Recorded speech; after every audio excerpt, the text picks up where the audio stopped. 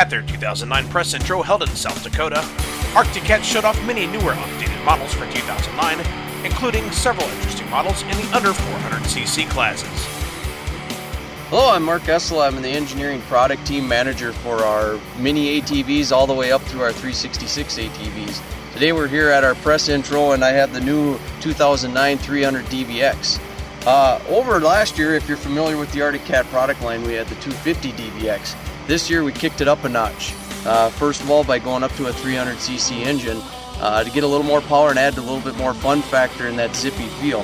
And then we also widened the chassis by about 1 inch on each side to give it just even more of a stable performance feel when you're railing those corners. Otherwise, other than that, we kept a lot of the same great qualities you found on the 250 DVX, the same single operated brake system to operate all the brakes at the same time, foot high hydraulic brake, you know, just like the 250 DVX for that learning sport rider, so they can get comfortable with how the brakes work and how to turn into the corners. And you know, the CVT transmission that we had on the 250 as well, those kind of things that you found before. The other feature that we didn't touch on that we need to talk about is still we kept that great DBX styling that we've had before.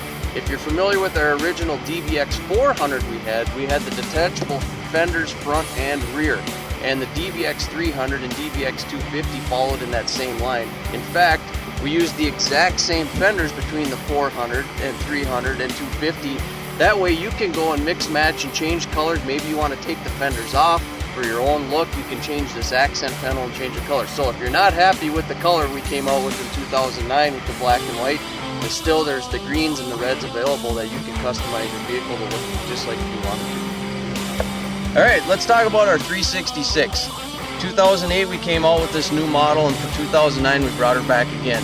Same great features that you saw last year, the electric 2-to-4 shift, our Arctic Cat 366 engine, the hydraulic brakes, the high low range CVT transmission, fully independent suspension front and rear, digital gauge, accessory power outlet, just all the features that you just can't believe you find in this price category of a vehicle or the size.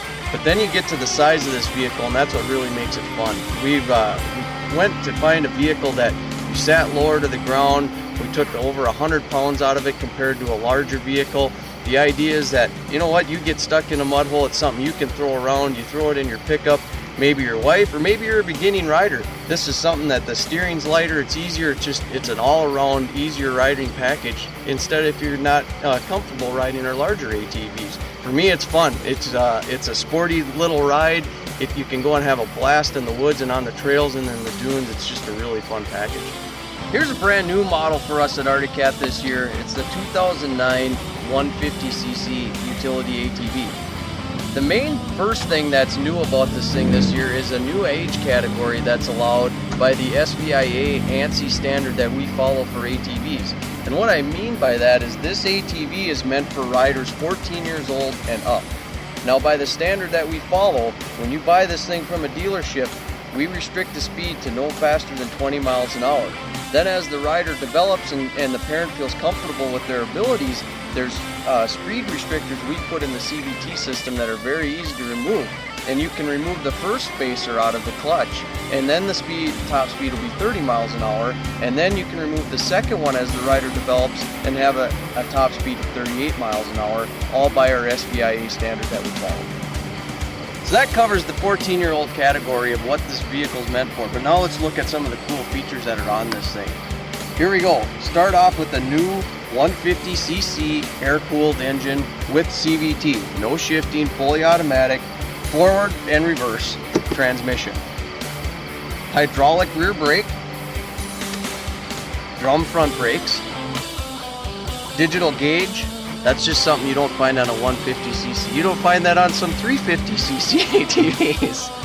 Front and rear racks. There's a 25-pound carrying capacity on the front and a 50-pound on the rear. Up front, we have the dual headlights, something you're not going to find on a 150cc. The Arctic Cat look, front plastic with the front grille, and then the front suspension with the single A-arm and single shock setup. Come around here to the rear.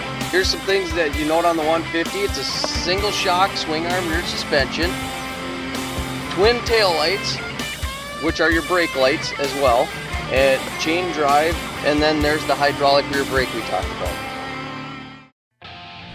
Last year, when Arctic launched the Thundercat 1000, they set a new standard for themselves in terms of performance and handling.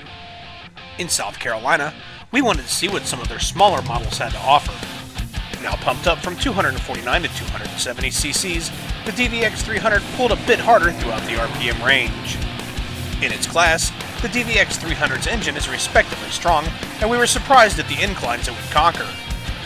The automatic CVT transmission engages fully at low RPMs, allowing the rider to take advantage of the engine's usable low-end torque. This makes the machine easier to ride for beginners and more usable in tight situations. Cruising over small ripples in the trail at speed, the DVX's suspension feels quite firm. Get more than a few feet of air, and its suspension will bottom out. Overall, we thought the suspension was more suited to beginner-level riders. However, we'd like it to be a bit more responsive over small bumps. Now sitting 2 inches wider overall, with its firm suspension settings, the DBX300's cornering and side-hilling manners have definitely been improved for 2009. While we prefer separate front and rear brakes, we can't complain about the power or feel of the brakes on the DBX. The ergonomics of the machine should fit most riders. It's pretty spacious without making the machine feel big. All in all, we like the DBX's styling and feel its performance advantages outweigh its weaknesses. It's a solid choice for beginners or casual riders. Originally released in 2008, the 366 4x4 returns to Arcticat's lineup for 2009. Its air and oil-cooled 366cc 4-valve single overhead cam 4-stroke engine puts out a decent amount of power.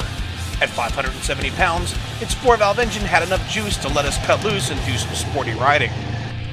We used the 366 as our photo bike and enjoyed its ride throughout the day. Although it did exhibit some body roll, the machine felt low and seemed to keep all 4 wheels on the ground. The 366's 7 inches of suspension travel at all 4 corners do a good job when traversing normal trail obstacles. Although leaps like this were enough to push its suspension to the limits, we've seen much larger, more expensive ATVs parked from jumps this size. Braking power on the 366 is very confidence-inspiring. The binders bring the machine hopping to a halt in a very short distance. With its smaller displacement, the 366 will never be the ultimate big-tire mud machine. But for aggressive trail exploration, its smaller size and more agile feeling allow you to try things you might not normally try on a full-size 4x4.